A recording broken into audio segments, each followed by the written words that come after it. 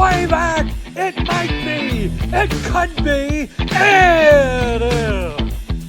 Holy cow. Welcome to another broadcast of Bricks Behind the Ivy. Hey, Cub fans, welcome to another episode of Bricks Behind the Ivy. Thank you so much to our awesome sponsors, Wrigleyville Sports, the best sports store in Wrigleyville, and Yaggy Road Roasting Company, based in Valpo, Indiana, serving cups of coffee just as special as the moments you drink them in. Hello, welcome to Bricks Behind the Ivy. Hey, Cub fans, welcome to another episode of Bricks Behind the Ivy, the podcast built brick by brick for Cub fans by Cub fans. I'm, as always, your host, Chef CandidCubs Ragauskis, lifelong North Sider with blue bloods in my veins, an old style, well, today, an AMW root beer. No free ads, and a front row seat to every W flag moment and soul-crushing sweep. Whether the Cubs are steamrolling the NL Central or inventing new ways to break our hearts, we'll be here each week to break it all down with stats, stories, and a heavy dose of Cub fan reality. Joining me today is the Eriksen clan. Hey! From the Wrigley Fire Bar Grill, one of the great sponsors of Bricks Behind the Ivy. Family Eriksen. How are you guys doing today? Doing great, doing good. Doing good, buddy. Doing good. Getting a little leery as far as the lead in the division, but doing really well. And I figure since this is the day recording, I want to wish everybody out there a happy Bobby Bonilla day. It's true. Bobby Bonilla is going to make more money today than I will in the next 5 to 7 years. It'll get paid $1.19 million every July 1st, all the way up until he's a ripe playing age of 72 years old in 2035. So hey, there you go. That's why I was curious. We're down to the last 10 years of Bobby Bonilla Day. Yep. So baseball fans out there. Yeah, and enjoy Bobby Bonilla while it lasts, because you will miss it when it's gone. Yes, sir. Yes, sir. How you doing, Jeff?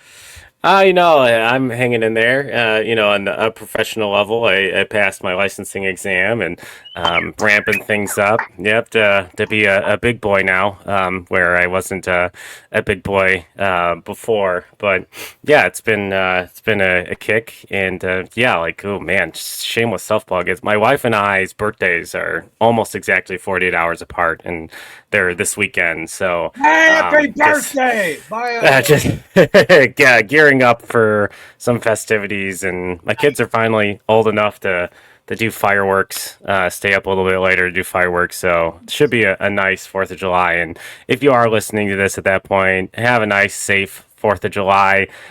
Don't call Pat and with missing fingers and needing your house to be put out, because that's leave it to the professionals. Sit back and do this. Exactly. Because I'd like to remind you, if you are in Illinois, fireworks are illegal here, believe it or not. But you would never guess that. Yeah, exactly. So before we get rolling, let's do some housekeeping. We want to shout out our friends at Yaggy Road Roasting Company, a boutique coffee roaster based in Valpo, Indiana, my alma mater, Go Beacons. And Yaggy's owned by 3 fellow Valpo alums, and they roast coffee as special as the moments you drink them in. And make sure you're leaving a subscribe, or hitting the subscribe button and leaving a review on your favorite podcast app. It helps us find more brickheads. And also subscribe to our YouTube channel, the Bleacher Bunch Network, the home of Cubs PS Plus with Mike Waller, Sun Ranto with Danny Rocket, Cup of Cubby Blue with Sarah Sanchez, The Bleacher Bunch Show with all of us, Baseball Rabbit Hole with Michael Cotton. And if you are a Patreon supporter, the best way to support Bricks Behind the Ivy and The Bleacher Bunch is by joining the Patreon. You get the daily Cubs recap show called Cubs Pod. So make sure you check out the Patreon. There's a link in the description of this podcast, and join today. So yeah, today we kind of have a hodgepodge of topics, and I want to talk about, now that we're through June, I think more than any other fan base, I've heard the terms June Swoon from more Cub fans, and I totally understand, the concern, and to me, it's kind of like it's a mix of many things. It's the doldrums of the heat finally coming here for the summer. We're approaching, as we just passed the 81 game mark, exactly halfway through the season. Some guys, like their stretches, the Cubs had their first longer stretches without off days. They got the benefit of some extra off days early because of their trip to Japan this year. But yeah, all in all, the Cubs record in June, for as much as I saw Twitter just absolutely imploding, was 13-13. It's not anything to be super excited about, but they did survive June. What do you guys think about the Cubs' performance? And now that the standings are shrinking, are you guys concerned? Do you believe in the June swoon, or is it a little overstated?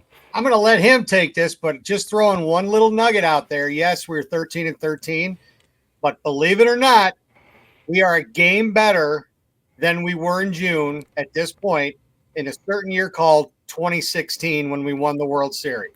I was going to mention that. That was on my list of things. But Nick, what do you think? I don't think that it's anything to be super concerned about. I think as long as you're maintaining, at least staying even, I think you're okay. As far as believing in the June swoons, I definitely think that that's a thing that's been going on, at least with us, for I don't know how many years now. It feels like every single June we do a little bit worse than we have in May and later on in the season, but we'll kind of see where things go from here.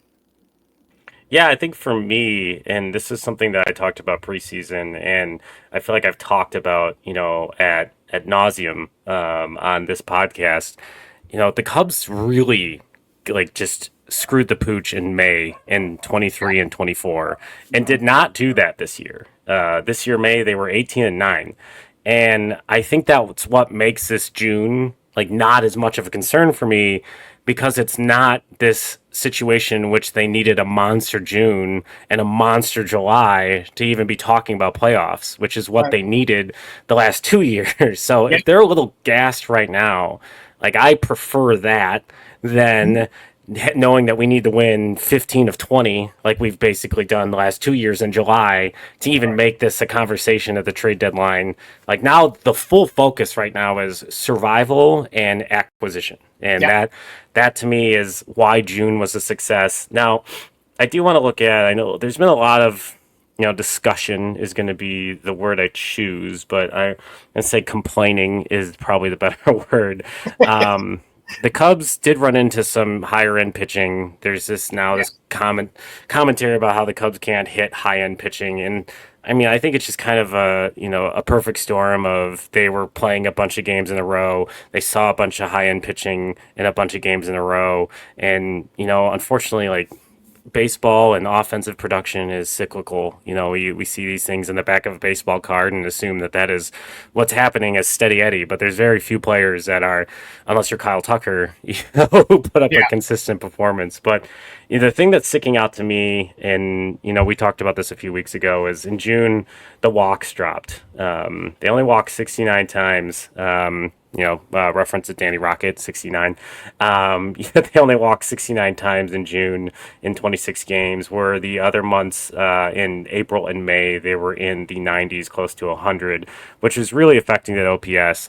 All in all, at the end of the month, they had a 743 team OPS, 794 they had in April, and 771 in May. So, we're seeing a slight downward trend, but I think the Cubs could probably use, they have guys like PCA and stuff that are first pitch swingers, but Ian Happ and Kyle Tucker, if when they were heating up a little bit, really set the tone for walks for this offense, and I really do think they need to kind of work their way back that direction. Mm-hmm.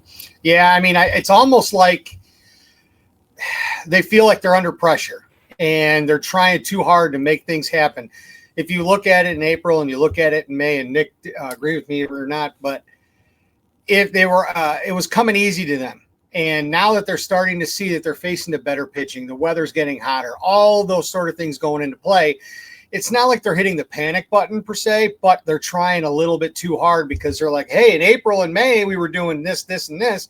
Now we're not, so we got to try harder. And that's why you're seeing a lot of the first pitch swinging, or they're chasing bad balls just to try to make something happen. I mean, I don't know what our stat is in regards to the team with runners in scoring position. I can't imagine it's all that great. Because I've seen a lot of times where we've left guys second and third, we've had only one out and we get nothing. But I think they're just trying a little too hard. But like Nick was saying before, I don't think it's time to hit the panic button just yet, just because of the fact of the cushion, like you said, the cushion that we had back from April and in May. Nick, what do you think? I think it's just like one of those mid-season tests. I think every team kind of has to go through this before the All-Star break, where it's like, okay, I've been playing X amount of games since the beginning of the season, and every player is going to kind of be tested as far as their longevity goes on how or if they can stay consistent throughout that first half of the season. I think that unfortunately this happens to a lot of players before the All-Star break, where they kind of, unless your name's Cal Raleigh, where you kind of just see a little bit of decline in your performance. And I don't think that's anything to get super crazy about yet, because you'll have a couple of days off here where you can return to normal and kind of gain some rest. But I don't know. I think as long as they just kind of stick to the plan as far as having the same mindset as they did in Japan and heading into Chicago for the first couple games of the season, as long as they keep kind of that mentality, I think they'll be fine.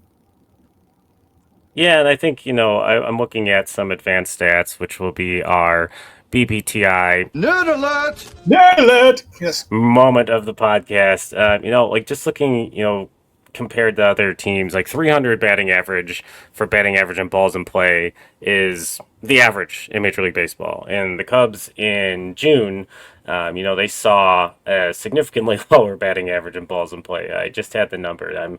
I'm trying to tangent my way back into 264, which would put them 29th in baseball in June for batting average and balls in play. So you kind of have to look at a few other things, to get a real good idea. Like, is there a large amount of ground balls? There were not. Like, is there a drop in hard hit rate? So, for example, the Cubs in the month of June were 13th in hard hit rate at 32%. The top team was the Angels. So the Cubs were hitting the ball, pretty hard. So if we take a look real quickly, if hard hit rate is an indicator of, contact quality and BABIP. So let's look at from the beginning of the year until June 1st and see, is there something worth noting on the hard hit rate for the Cubs? And yeah, actually their hard hit rate in June, ironically, was much higher than it has been the rest of the season. They're in at 29.8% for the prior 2 months before June.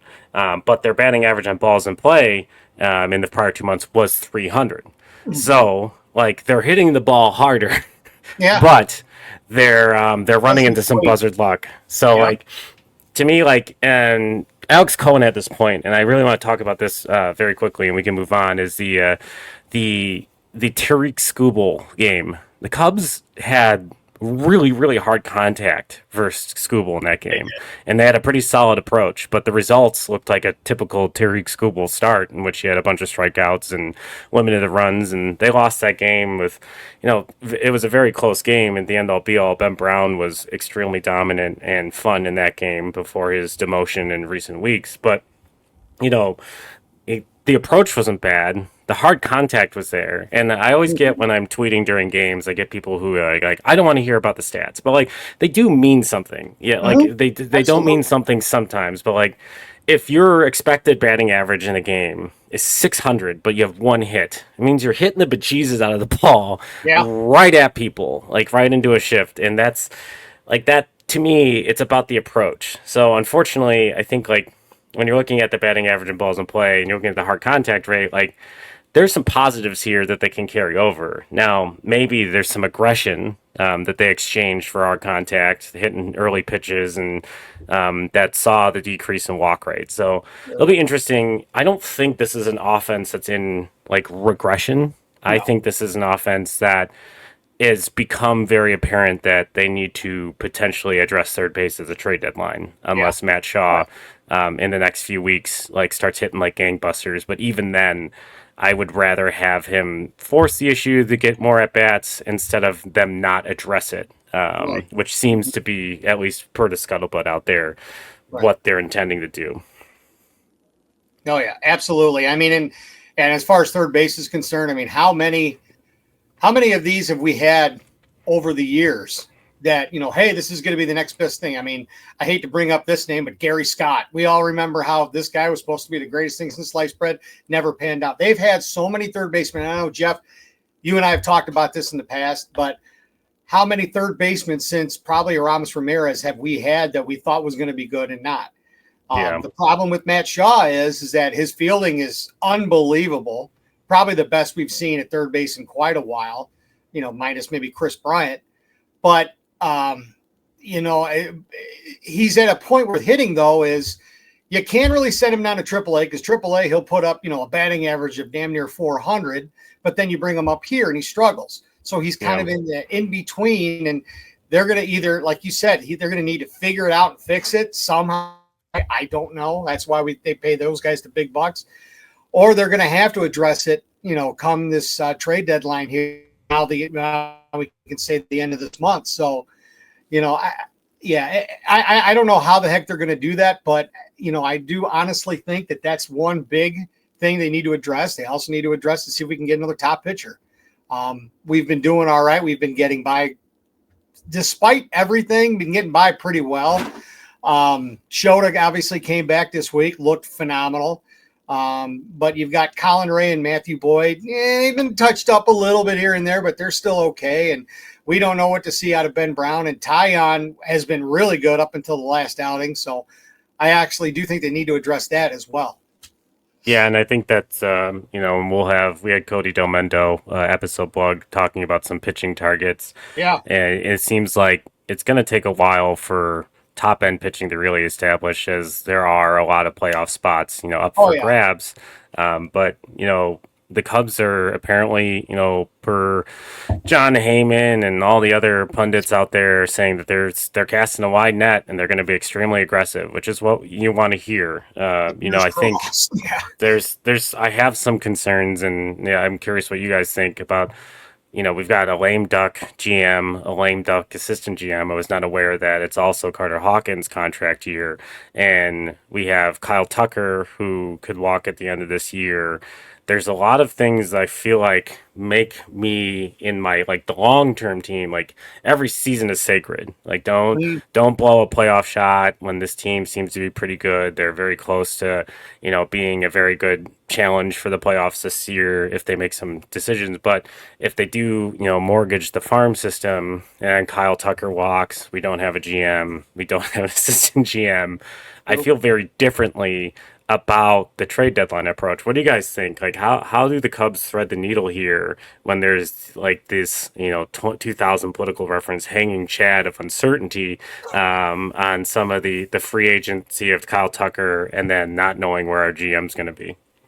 That's a really good question. I think Tucker will definitely be a huge question mark as far as our guys kind of go. I know he's going to demand a really big contract, and I've heard numbers up to $500 million, and the Cubs haven't spent that money in a long time. As far as, I think Tucker was the biggest contract signing that we had. Yeah, we've had, we had Dansby at 177, and we've had some other big deals. Maybe not as far as monetarily, but you had Lester and the Hayward thing. But yeah, you're right. Tucker is going to demand that kind of money. Yeah, he's gonna demand a lot of money.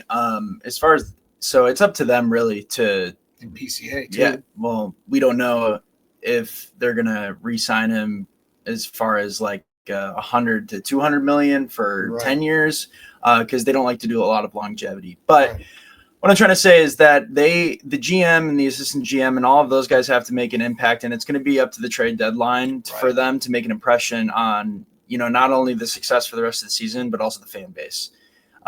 It literally all depends on what they do. Will dictate kind of where their careers head next, if it's here, if it's somebody else. So what do you think? Yeah, I agree with you. It's honestly, to quote a phrase we hear around the firehouse a lot, it's time to put up or shut up. They're going to need to actually kind of come up with this. This is going to be the biggest trade deadline probably of their careers, and by meaning I mean front office. And because like Jeff, like you were saying, we're on the verge of possibly something big. I mean, this is a team that, yeah, we're down a little bit in pitching with Justin Steele being gone, but this is a team that could push deep into the playoffs, if not further.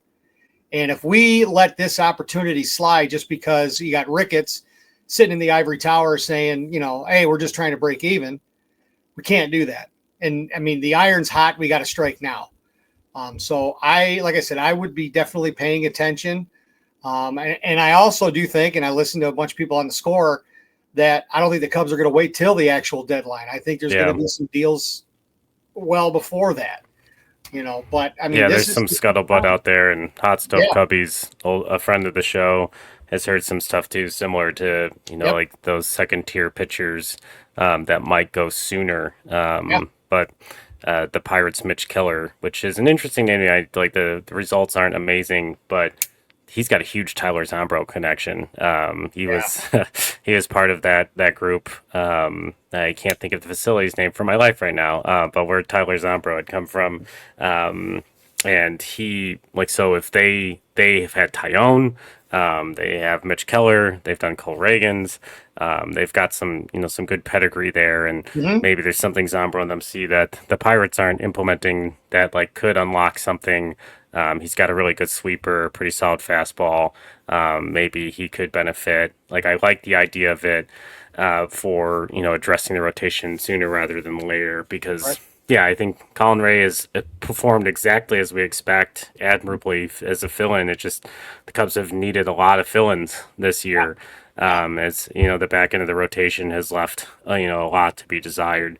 But yeah, I think we can kind of put that to bed. July is here. The Cubs have about 12 games left. I'm not doing the math. 13 games, depending on an off day. I didn't look at the off days before the All-Star break. And I think it's a good transition to talk about Cubs that we feel are deserving of the All-Star team. And don't forget, today's episode is brought to you by Wrigleyville Sports, the go-to spot for Cubs fans since 1990.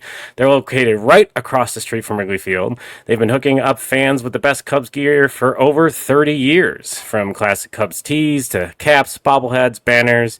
If it's Cubs, they've got it. And are you heading to the ballpark? Make sure you get their custom jerseys, which we're giving one of those away in today's episode as promised. And get your name and number on the back and have it ready before first pitch. So next time you're in Wrigleyville, make sure you walk right past the chain store across the street and go to Wrigleyville Sports and tell them your guys at Bricks Behind the Ivy sent you. Doggone it. Well, yeah, right, it's All-Star break almost here. What are you thinking? Yeah, I mean, I'm really excited. I'm going to the Derby. I've gone to the Home Run Derby every year since 2021, except for the year in LA, because flights and the tickets were astronomical, so we could not afford to pull it off. But we're driving down to Georgia, a road trip. My friend from high school and heck, even junior high. One of my best friends in the world, big Sox fan. Don't hold it against him. Oh, Lord. Well, you got a 13-hour drive to change his mind. But well, we've done it a few times. We did Texas last year, and the way back from Texas, the air conditioner in the car we had broke. So it was 100 degrees out, and we had bought a cooler, filled it with ice packs, and we're shoving them in places we can't mention because I try for this to be a family show in order to stay cool for 15 hours. But I'm also, shameless plug here, very, very excited. Metropolis, Illinois. We're going to be slinging through there because it's on the path. I'm a huge Superman guy. I'm going to see the new Superman movie on July 10th with my wife, IMAX 3D. I have a Superman costume I bought that I'm wearing to the movie. You better wear that on a pod. I will. Bricks Behind the Ivy Nation. Wouldn't you love to see this man in a Superman costume? Comment below. Let us know what you think. Yeah, leave those comments. Man, I'm very excited. And we stopped at Metropolis once on a family trip when we were driving down to Destin, and they've got a really cool Superman museum and toy store. And I was like, oh, I don't need this stuff. We might go to Destin a few more times. I haven't been there in years, so I've got this list of things I left there that I hope are still there that I'm going to buy for my basement. So All-Star game. Let's get back on track. Yeah. Going to his area, going down to Georgia. So, yep. Go Dogs. Yeah, I mean, we're looking good. I mean, we're looking forward to it.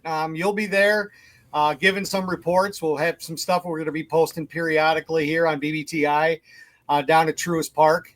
Nick, any comments about that ballpark?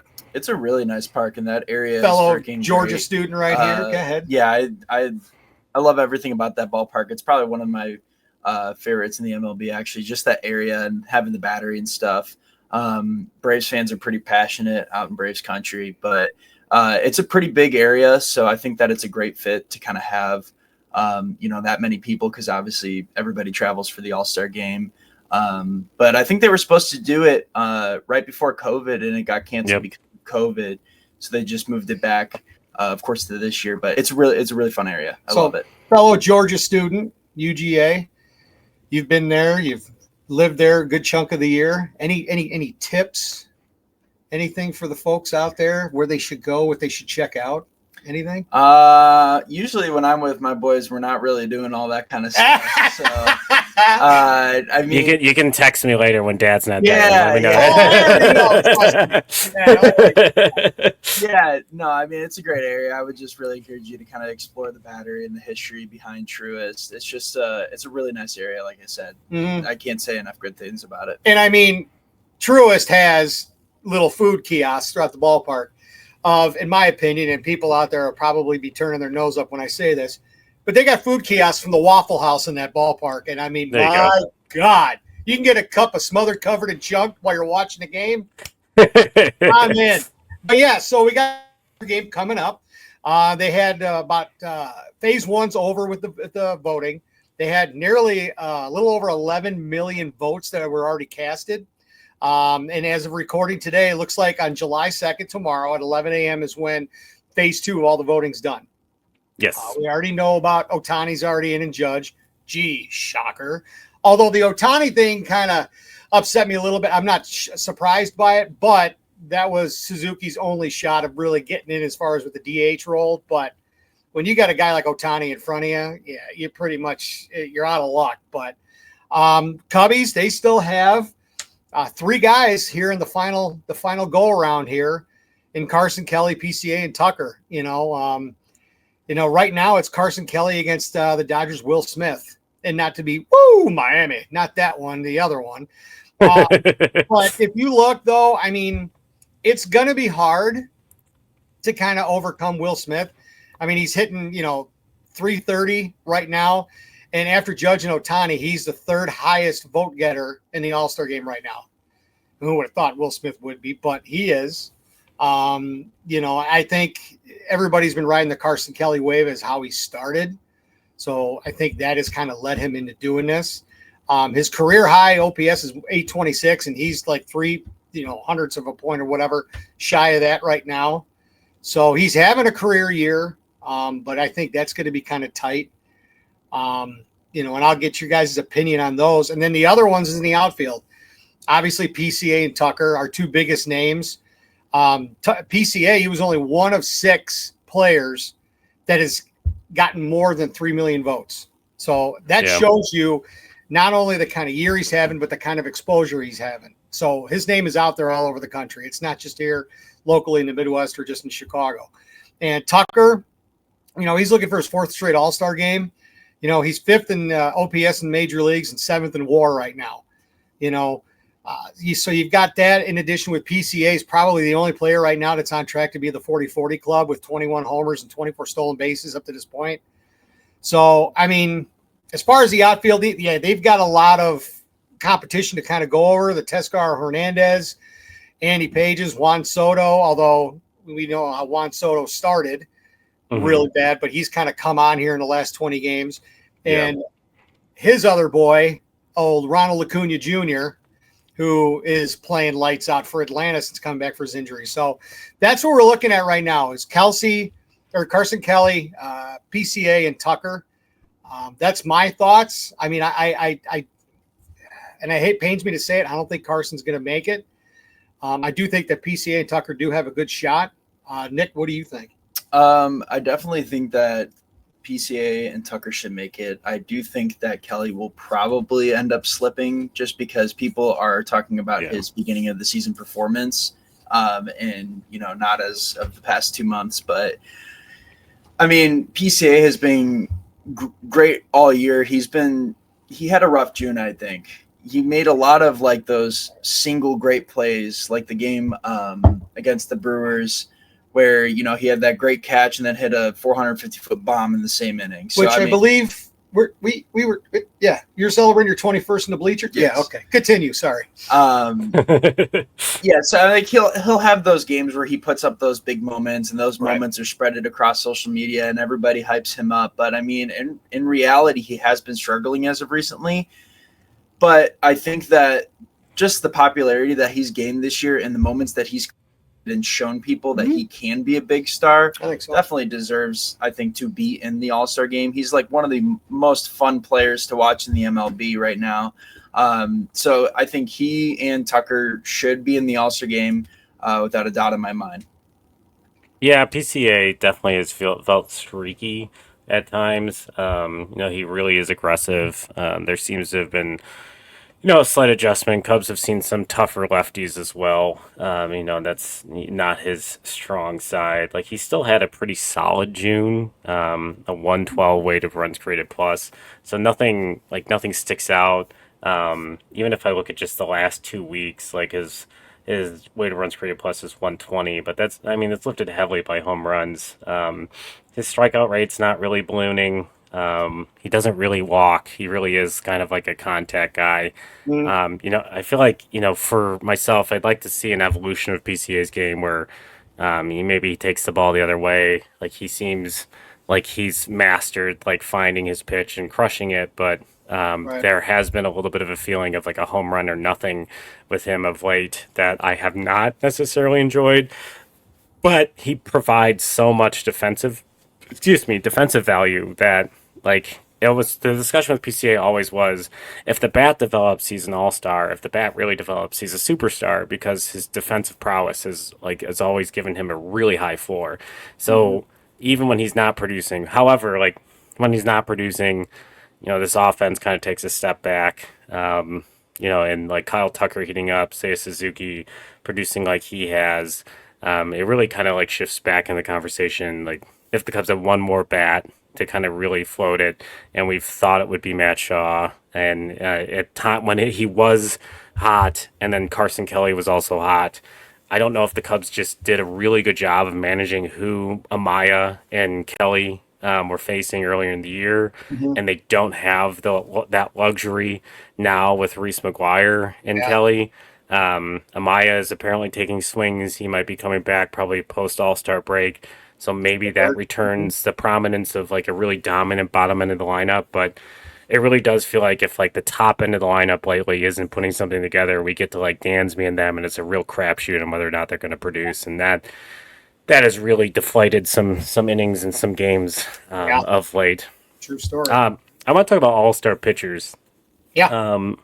I think the Cubs probably only have one really in my mind that sticks out as a potential all-star, and that's probably Matthew Boyd. He's had a really, really nice season. He's been the Cubs' ace. My biggest concern with Matthew Boyd is innings, given the lack of innings in recent year.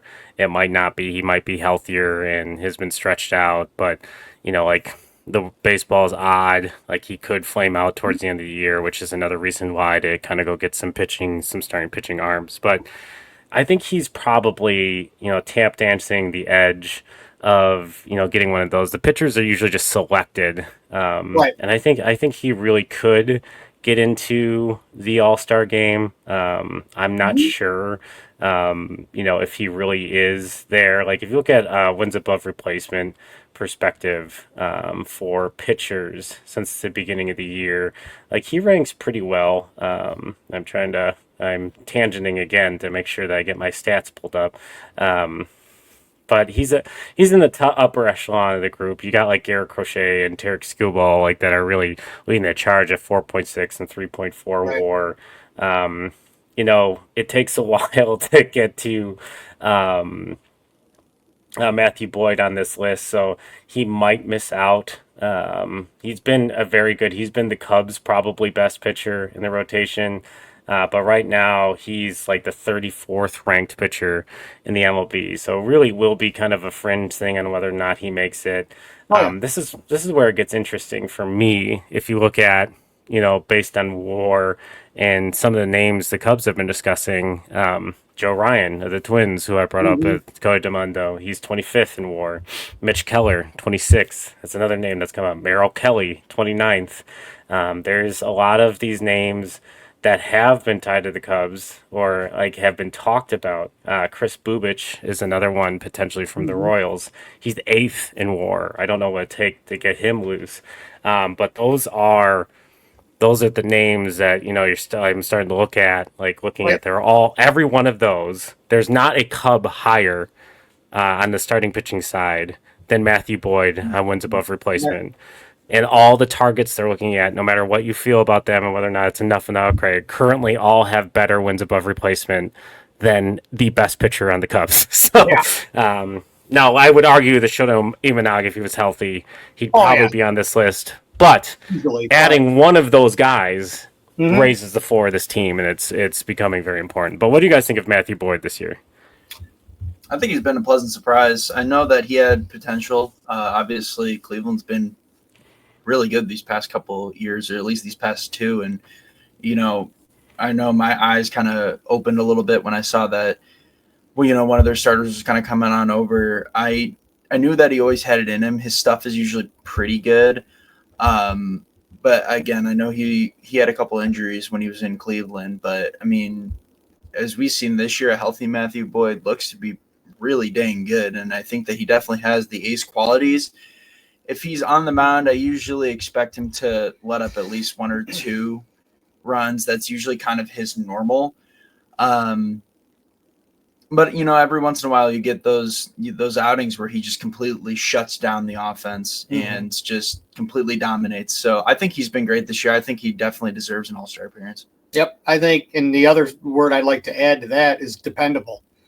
In an age where you have one, or in our case, for a good chunk of this year, two of your top pitchers go down, dependability on a ball club is usually hard to find. And when you can look at the state of your staff and say, okay, well, number one's down, number two's down, what the hell are we going to do? And then you got a guy like Matthew Boyd, and for the most part, you can count on a good outing from every fifth day that he pitched.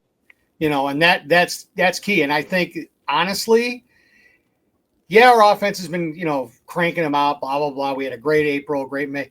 I think one of the biggest reasons why we are still in the position of where we're at right now is because of Matthew Boyd, because we've had that consistently dependable pitcher in our staff. And I think the other guys, the Tyons of the world, Colin Rays, Ben Browns, Kate Ord, those guys fed off of what he was doing and performed even better. So I dependability is really carried as far that Matthew Boyd has provided. Agreed. And I think that's a good place to kind of leave it. And if I'm not mistaken, you've taken a look at who's hot and who's not. So as we head into July, who are the Cubs on your radar as the players that are hot? Yeah, you know what? We're also real quick, have fun at that home run derby. I have to put this plug in here because Acuna is going to be playing. He announced he's going to be in the derby. There's only been 3 other guys that have ever won the home run derby in their own ballpark. 2018 was the Nats' Bryce Harper. 2015 was Todd Frazier with the Reds. And the reason why I had to put this plug in there, that would be 1990 at Wrigley Field, won by a certain gentleman. What's his name again? Oh, yeah, Rhino. There you go. Favorite of all time. But in any event, we'll go back. Yeah. So who's hot, who's not? I kind of took a quick look at the state of the club. Honestly, there's really no big surprises here. I went full nerd and I went and looked at a lot of stats for them. The 3 that I've got: PCA, Tucker, and Suzuki. And for all the reasons, not to we're not going to go into all those again, but for all the reasons we've already mentioned. A couple of the things that stood out, PCA's first in majors with, stolen bases 25. He's second on the team with 21 homers, second on the team with ribbies with 62. Tucker, his stats, how great he's been doing. He's got, OPS of 932. The surprise that I loved this year is how good Suzuki has been doing. First of all, physically, that guy's got telephone poles for thighs. Yes. Oh my God, he has hit the gym hard. So he has come on strong. He has been dependable. He has been healthy, which is great. It also seems like a lot of times, and it'll actually be in the names I got, the who's nots, where other guys are faltering. Suzuki seems to be picking up. I love the relationship that, they've been doing the memes and whatever of Step Brothers, the movie, but it's been PCA and Suzuki. So I kind of like the energy they're feeding off of both of them. But I mean, he is just going crazy. He leads the majors in RBIs. And it's almost like we're finally getting what we paid for in Suzuki. Now, I never thought he'd be leading the majors in RBIs. I thought he was going to be a dependable hitter. But yeah, I mean, so those are the three guys I got for the who's hot. Who's not, again, not too many surprises. And again, folks, this is all opinionated. So if you agree with me, disagree with me, maybe I forgot a name, maybe some of us forgot a name, hit it up in the comments below. We'll take a look at it, reach out to you. But the who's not, the three that I've got is Matt Shaw, and that's only because of his bat. I mean, he's got a lot of struggles at the plate. It's almost like he went down to the minors, came back, fixed something, did great for maybe a week, and now I think all the scouts and all the other National League teams or other Major League teams for that matter kind of picked up what he's doing, figured it out, and now he's back to struggling again. So you got that. The second I have is Ian Happ. Talk about streaky. I mean, that guy is about as streaky as it comes. He'll have a 2 or 3 day stretch where he's just knocking the cover off the ball and then nothing. And he's got 12 homers, but he's only hitting 240 with 82 strikeouts already. Can't have that, especially with Counsell kind of messing around and tinkering with the lineup, moving him up, down, whatever. Can't have it. And that actually goes along the same lines with my number 3, and I hate to do it because I love the guy. Going to be having a little bit of a homecoming. He's going to attend the All-Star game. Who knows? But Dansby Swanson. Again, he's got the second worst OPS on the team at 727, and he's only hitting 245. Again, though, like Shaw, his fielding has been impeccable. He's back to the old fielding Atlanta Brave Dansby Swanson. He just can't seem to hit water if he fell out of a boat lately. So that's who I've got for my who's hot, who's not. Nick, any changes, any addition, subtraction? Just one thing to add about Dansby. I think honestly he's probably as tricky as it gets compared to Ian Happ. I think that when he is hot, he is just doing great for about 2 weeks, and then he'll just kind of fade out a little bit.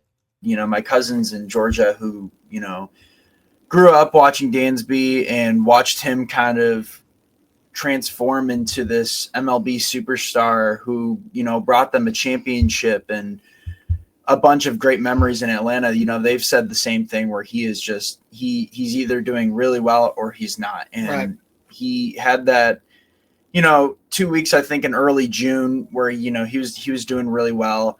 But I don't know if it's just mechanical or if he's just all up in his head. But unfortunately right now he is just not performing the way we need him to. Yeah, and he's gone back and forth to using like the torpedo bat and not using the torpedo bat, and I've wondered if like that's because they do take a little bit of a different swing. It like obviously increases the sweet spot or narrows the sweet spot to a specific location, and yeah, like I don't know if that's messing with him a little bit. Sure. He has stretches like you said where he's really hot, and I think in some cases, like it's tough because, yeah, he's very similar in my thought process as PCA because, the issue is like they both have a floor of, a certain defensive ability that makes them valuable. But like when they're doing the bat, when they're not doing the bat, like it changes the outlook of the team. And it's, like once again, that's kind of why they really need another bat for this team so that, we can, feel very comfortable about the offense. And, obviously my dream is is still Eugenio Suarez, the classic Cubs killer, but like he plays very good third base. He hits for power. He's having a really good offensive year, and as the Diamondbacks continue to fade out in a challenging West, and hopefully kind of lean away from wild card contention, then that makes it way more possible as something that will happen. So I really hope the Cubs, they're seeing the same thing we're seeing. We're hearing all the stuff, that they're like, we want to hear from the front office and from Scuttlebutt. Like now it's a matter of time of seeing how they execute. And I think, I personally am getting impatient because you're not the only one. Absolutely. Because it's like every time, you see something that doesn't go the way you want it to go, or the team's not playing the way you think they should be playing, then, like it leaves this world where it's like, well, if we could just make a move, and it's like, it's just too early. And so reinforcements are coming, and it's really going to be about, surviving this stretch. And, that's where it is. But yeah, I think, before I let you guys go, we do have our contest that we did promise, and we have to pick. I'll do the big winners for the Cub tickets and the custom jersey. So I'm doing to a name selector wheel. I have a While list. he's doing that, folks, like I said before, we're going to be having Jeff will doing some posts from the All-Star game down in hot Atlanta. That's what you guys call it down there? Go Dogs? Yeah, all right. Sure. We're doing that. Harry might make an appearance. Harry's going to be out in enemy country up there in Cheesehead Land in Milwaukee. So I got to drive him up there and kind of keep an eye on him and chaperone him a little bit. So, so stay tuned. It's going to be a great all-star break to kind of see everything and how we're going to be looking, and hopefully maybe even some deals next time we come on back. But Jeff, what do we got going? All right. So as promised, and you have to tell me, you have to contact me after you hear your name on the show. But we had a bunch of entries, and I'm really excited this is for the pair of Cub tickets. Should we do like a Price is Right thing? I want to say hi to my mom. No, never mind. What do we got? All right, Jessica Flores 25, who I believe is on Instagram. You are the winner of our Cub tickets. And now for the Wrigleyville Sports custom jersey. Ooh. So nicely given.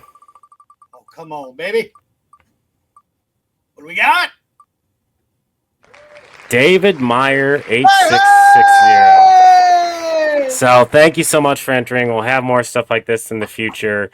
Really appreciate all of you. I'm going to pick 10 more for the free BBTI shirts, and I will message you directly, so you won't need to be watching to find out you've won one of those.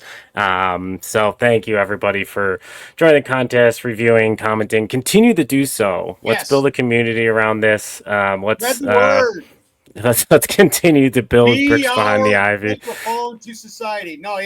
Spread the word, share, like, whatever you want. If you have any comments, agreed that we talked about here today, we'd love to hear from you. I mean, this is we're Cub Nation. We're all in this ship together, folks.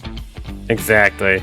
Well, thank you so much for listening to another episode of Bricks Behind the Ivy. Make sure you're hitting that follow button, you're hitting the subscribe button, you're reviewing on your podcast platform so we can find more people, grow the show.